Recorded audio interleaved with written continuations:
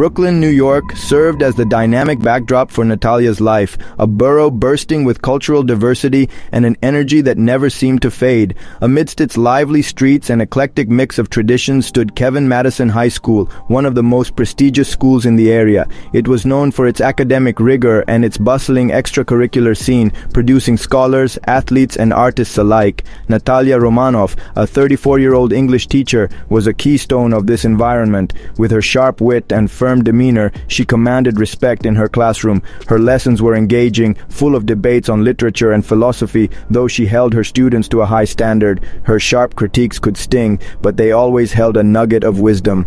Behind the professional facade, Natalia's personal life was much less fulfilling. She lived in a small, tidy brownstone far from the urban hustle. Her husband, Parker, worked as a long-haul truck driver, and the long stretches of separation had drained their marriage of intimacy and warmth. Nights were spent in silence, with Natalia pouring herself a glass of wine as she graded papers alone. She yearned for connection, excitement, and the sense of being truly seen. It was during one of Parker's extended trips that Jonah Rivers, a 17-year-old senior, came into Natalia's focus. Jonah was a popular figure at Kevin Madison High, not only for his prowess on the basketball court, but also for his effortless charm. His friends joked that his megawatt smile could get him out of any trouble, and his charismatic confidence often did. But Jonah's academic record told a different story. He was on the brink of failing his classes, jeopardizing his chances of playing basketball at the collegiate level. Concerned teachers recommended extra tutoring, and Natalia, seeing potential in Jonah, volunteered to help him after school. Their early tutoring sessions were professional but relaxed. Jonah's quick wit and light-hearted humor made even tedious grammar drills enjoyable. Over time, though, the atmosphere shifted. Jonah lingered after their sessions, finding excuses to stay and talk. His compliments, initially harmless, grew more personal. About her intelligence, her looks, even the way she smiled. Natalia brushed them off as innocent banter, but deep down, they sparked something she hadn't felt in years. Jonah's charm and persistent attention slowly wore down Natalia's defenses. What started as professional tutoring sessions grew into moments charged with a different kind of energy. Jonah, noticing the distance between Natalia and her husband, became more daring in his interactions. He would stay longer after their lessons, engaging her in deeper conversations about life, relationships, and dreams. At first, these moments felt harmless, even innocent, but with each passing week, something shifted. The tension between them grew palpable. Jonah's flirtation became more intense, and there were long, lingering glances that didn't belong in a classroom. One day, after a tutoring session, Jonah lightly touched Natalia's arm as she handed him his books. That innocent contact ignited a spark between them. As Jonah moved closer, the warmth of his body, the intensity of his gaze, and the closeness they shared overwhelmed her. Their lips met in a brief, electrifying kiss, a kiss that would spiral into an affair neither of them could control. What began as a secret connection quickly turned into a passionate, forbidden relationship. They met in secluded spots, after hours in the classroom, in the empty halls, and eventually in the privacy of Natalia's home when Parker was away. Jonah's presence became a drug to Natalia, intoxicating her with excitement, vitality, and a sense of being desired. The age gap didn't matter to Jonah, and to Natalia, the thrill of something new, something that felt forbidden and alive, drowned out her guilt. But deep inside, a growing part of her knew that the path they were walking was dangerous, not just for her, but for both of them. In the midst of her growing affair with Jonah, Natalia found herself drawing the attention of another student, Chase Miller. Chase was a striking figure, a talented football player known for his athleticism and confidence. He had a brash and bold personality that drew people in, especially women. He noticed Natalia, not just because of her beauty, but because of the mystery she exuded. As he began to stay after class and linger in her office under the guise of asking for help with homework, Natalia found herself intrigued by him, though she tried to brush off his flirtations. Chase didn't take no for an answer. He was persistent, always complimenting her, asking her questions about herself that went beyond academics. He quickly learned how to push her boundaries without being overtly obvious about it. He would talk to her about the future, about how much he respected her intelligence, how he admired her strength. These subtle advances wore Natalia down over time, and she found herself unable to resist him the same way she resisted Jonah's advances initially. One evening, after a particularly long day of tutoring Jonah, she was caught off guard when Chase lingered after class and kissed her. It was hot, unexpected, and primal. The connection between them was raw, Unlike Jonah's delicate and intellectual attention, Chase's was impulsive and carnal. Natalia was pulled into a whirlwind of attraction, feeling alive in a way she hadn't in years. The physical connection with Chase was immediate, and despite her guilt over Jonah, she couldn't deny the pull she felt toward him. Riker Holt was a contrast to the other boys in Natalia's life. Where Jonah was confident and intellectual, and Chase was athletic and impulsive, Riker was introspective, quiet, and deeply thoughtful. Riker was a senior in her advanced literature class, a young man who had a unique way of looking at the world.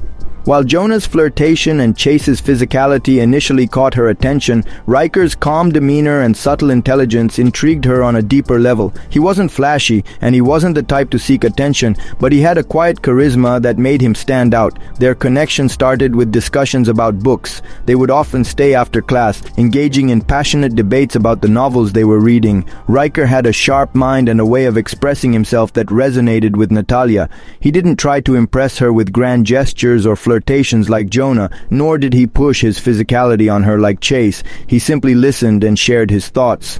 As their conversations deepened, Riker became a source of comfort for Natalia, someone she could talk to about her life, her fears, and her regrets. There was an emotional intimacy between them that she hadn't experienced with Jonah or Chase. Riker made her feel heard, understood, and respected, not just for her physical beauty, but for her intellect and her depth. This emotional connection opened up a new side of Natalia that she hadn't been willing to explore with the other boys. Over time, Riker began to confide in her as well, revealing his own struggles with his family and the pressure of being a young man on the verge of graduation. The vulnerability they shared slowly built a bridge between them, and before long, their relationship deepened. Riker was drawn to Natalia's strength, and she found herself drawn to his quiet sensitivity. One evening, after a particularly intimate conversation about a poem they were both analyzing, Riker kissed her. It wasn't a kiss fueled by lust or urgency, but by a quiet and unspoken understanding. That kiss marked the beginning of their affair, one that was different from the others. It was slower, more deliberate, and filled with an emotional charge that neither of them had anticipated. For Natalia, it was an escape from the turmoil in her life, a place where she could feel like herself, rather than just a wife or a teacher. As Natalia's relationships with Jonah, Chase, and Riker developed, she found herself entangled in a web of lies and secrecy. Each of the boys had different expectations and desires from her, but none of them knew about the others. Natalia managed to keep them separated, Jonah in one world, Chase in another, and Riker in yet another. But the complexity of the situation was beginning to wear her down. She had to balance her time meticulously. Jonah needed her intellectual engagement, Chase craved her physical affection, and Riker sought her emotional connection. It was exhausting. She found herself constantly dodging questions from her husband Parker, who had started to notice her growing absences and emotional distance. She became adept at lying, creating excuses for late nights at school, work trips, and emergency meetings. At first, she was convinced she could keep everything under control, but the cracks were starting to show. Jonah began to demand more of her attention, sensing a deeper connection between them, and his possessiveness grew. He started showing up unannounced at her home, wanting to spend more time with her outside of tutoring sessions. Chase, too, had become more insistent, sending texts and showing up at odd hours to ensure that he was on her mind. Meanwhile, Riker, being more intuitive, had begun to notice little inconsistencies in her behavior. He was keen enough to sense that something wasn't right, but his respect for her kept him from pushing too hard. The weight of maintaining these separate lives was taking a toll on her mental and emotional well-being. The lies, the secrecy, the constant juggling, each relationship was becoming harder to manage. But Natalia was in too deep, too entangled in the chaos to extricate herself. Each secret meeting, each stolen kiss, only pulled her further into the web. The fight was inevitable, a culmination of tension, jealousy, and unspoken emotions that had been bubbling beneath the surface for weeks. Jonah, Chase, and Riker had always been on the edges of each other's worlds, but the emotional boundaries between them had slowly begun to dissolve, leading to a violent clash. Jonah, who had always considered himself the most significant person in Natalia's life, started to notice the subtle but undeniable changes in her behavior. He'd become suspicious, sensing that something was different. The way she responded to him, the way she avoided his gaze sometimes, the long hours she spent away from him under the guise of work, he felt the distance growing. His frustration turned into anger, and his jealousy, always simmering beneath the surface, began to consume him. Chase, meanwhile, was dealing with his own feelings of ownership over Natalia. They had shared a passionate physical connection, but something had shifted in him. As he saw Riker spend more time with her, he felt threatened. His impulsiveness and possessiveness reared their ugly heads, and he couldn't shake the feeling that Riker, with his quiet and introspective nature, was slowly taking Natalia from him. The more time she spent with Riker, studying, discussing books, sharing quiet moments, the more Chase's jealousy grew. It was a regular afternoon at the school, and the three boys found themselves in a crowded hallway. The air was thick with the underlying tension. Jonah, who had seen Riker talking to Natalia after school, couldn't hold his emotions back anymore. He confronted Riker, accusing him of getting too close to Natalia, of taking what was rightfully his. Riker, usually calm and composed, tried to defuse the situation with his usual measured approach. He told Jonah he was just talking to her about an assignment, but Jonah wasn't having it. His words became sharp, full of venom, as he accused Riker of being a teacher's pet, and something worse. The insults escalated quickly, and it wasn't long before Jonah shoved Riker. In that moment, everything came crashing down. Chase, who had been lurking nearby, watching the exchange with growing fury, couldn't stand the thought of Riker taking any more of Natalia's attention. Without warning, he lunged at Riker, throwing a punch that caught him off guard. Riker stumbled back, but his instinct kicked in. He fought back, but he was outnumbered. The violence was quick and brutal. Jonah threw another punch, and Chase joined in, and soon Riker was on the ground with the two boys looming over him. Natalia had been following them at a distance, and when she saw what was happening, her heart dropped. She screamed at them to stop, but her voice was lost in the chaos. Desperately, she pushed her way through the crowd of students, trying to get to them, but it was too late. The fight had already left a mark, physically and emotionally. The teachers arrived quickly, separating the boys, but the damage was already done. Jonah had a bloody lip and a bruised face. Chase was breathing heavily, full of adrenaline, and Riker, though less hurt physically, was shaken by the emotional and mental toll of the fight. The aftermath of the fight was a whirlwind of consequences. The school was thrown into chaos. Students whispered about the fight.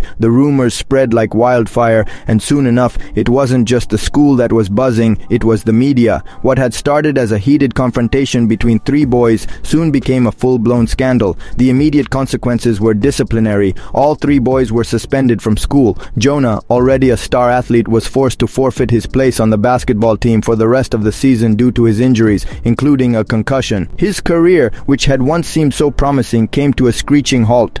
The shame of the fight, coupled with the public knowledge of his involvement with Natalia, left him emotionally damaged and increasingly withdrawn.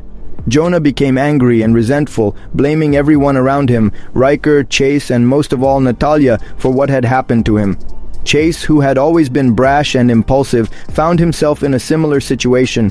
His reputation at school suffered a severe blow. No longer the charming jock who could do no wrong, he became an outcast. His parents were furious with him, and his friends didn't know how to react to his involvement in the fight.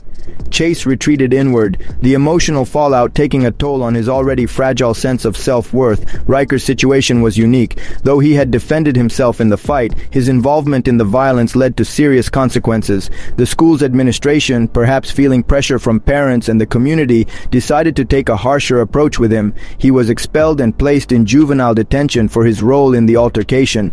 The weight of being expelled and the harsh punishment that came with it hit him harder than anyone expected.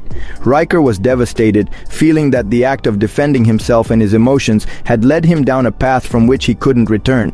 For Natalia, the aftermath was even more devastating. The entire affair, her relationships with all three boys, came to light in the media. She was suspended from her job, placed under administrative leave while the school conducted an investigation. It wasn't long before the rumors about her actions spread throughout the school, and her once revered reputation as a teacher was shattered. The affair, once private and concealed behind a veil of lies, was now a public spectacle. She became the subject of ridicule, with colleagues, students, and even the wider community looking at her with disgust. At home, her husband Parker was no longer willing to turn a blind eye to her actions. He had suspected something was off for months, but when the full scope of the affair was exposed, he couldn't take it anymore. The betrayal was too much. Parker filed for divorce, and soon their marriage, which had once seemed stable, crumbled. Her home was no longer a safe place. It became a reminder of everything she had lost. The aftermath of the fight and the scandal ripples through the lives of the boys in deeply personal and complex ways. Each of them is forced to confront not only the consequences of their actions, but also the emotional turmoil that follows. They now must face the harsh realities of their choices.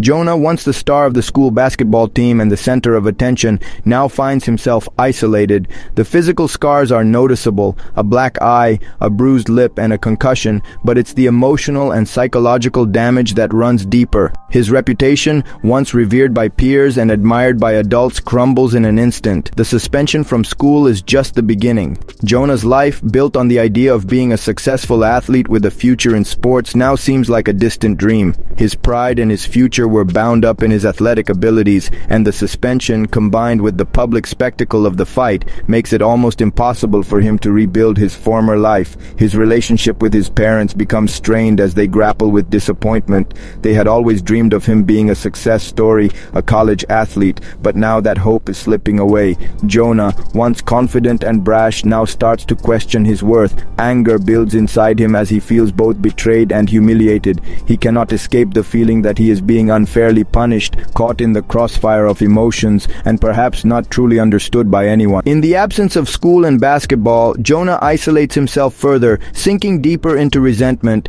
Chase, too, is left to pick up the pieces of his fractured life. The fight and its aftermath shatter the perception of him as the charismatic, carefree jock. His impulsive nature led him to act out of jealousy, without thinking of the broader consequences. Now he's dealing with the emotional wreckage. His friends, once loyal, now avoid him. The cool, confident persona he had worked so hard to maintain begins to slip away.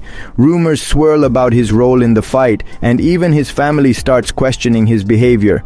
In many ways, Chase is the most lost of all. He never expected things to spiral this far. His relationships, especially with women, were always casual, and he never took them seriously until now. He thought he could control everything, but the fight with Riker and the fallout with Natalia make him realize that not everything can be managed by force or charm. His once easygoing life now feels like an impossible puzzle. He lashes out in frustration, but deep down, he wonders whether the fight and his feelings for Natalia were more than just impulsive decisions. Were they rooted in something deeper? Guilt starts to eat away at him as he reflects on the damage he's caused to not just himself, but to those around him. Riker, unlike Jonah and Chase, had never been one to crave attention or recognition. He had always been a more withdrawn intellectual type, someone who tried to stay out of conflicts, but the fight and his subsequent expulsion from school turned his life upside down. Riker has to confront the fact that he was, in many ways, complicit in the chaos that unfolded. He defends himself, of course, but the toll it takes on him emotionally is immense. He becomes bitter about the injustice of it all. He had been defending himself and his connection with Natalia, but the aftermath suggests he's not viewed as a victim. He's viewed as a participant in an affair that was never meant to see the light of day. Being expelled means he can no longer see his friends or continue with his studies at the school, and he struggles with the feeling of being completely shut out from his future. Riker's quiet demeanor hides the fact that he is profoundly hurt. The world he had known, the friends, the quiet moments of joy, seem distant now. The expulsion, paired with the public scorn, makes him retreat further into himself. He is left wondering what it was that made everything spin so violently out of control. For Natalia, the emotional and public fallout is devastating. She thought she could control the situation, compartmentalize her emotions, and maintain a semblance of control in the face of her involvement with the boys. But in the wake of the scandal, everything crashes down. The legal consequences are swift and harsh. She faces multiple charges, including inappropriate conduct with students. Her teaching credentials are revoked, and the education board investigates her actions. Her name, once respected in the community, becomes a symbol of betrayal.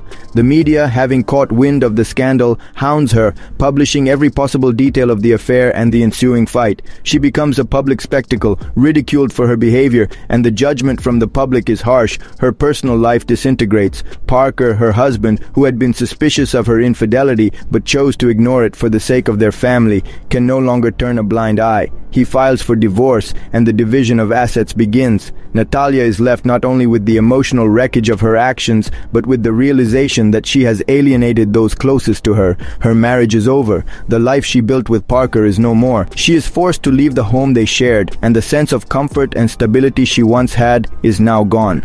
Her friends and colleagues also begin distancing themselves. She is no longer welcome in the circles she once moved in, and the quiet support she took for granted disappears. In the quiet, lonely moments of reflection, Natalia realizes the true scope of her mistakes. She had allowed her desires and her loneliness to cloud her judgment. Her relationship with the boys, driven by misplaced feelings of passion, power, and affection, had been the catalyst for everything that followed. She questions how she let it go so far, wondering what drove her to make such choices. Was it loneliness? Was it a desire for something more than what her marriage provided? Was it a hunger for control or power in an environment where she otherwise felt powerless? She begins to feel the weight of her decisions, not just the legal repercussions, but the personal toll as well. Her career, her family, and her self-respect have all been lost. There is no simple way to undo the damage. She is left to face the fact that her reckoning isn't just about the consequences others placed on her, it's about the deeper reflection on her actions and their impact on the boys, her marriage, and herself. As the story draws to a close, the screen fades to a somber view, with the chaos of the event still hanging in the air.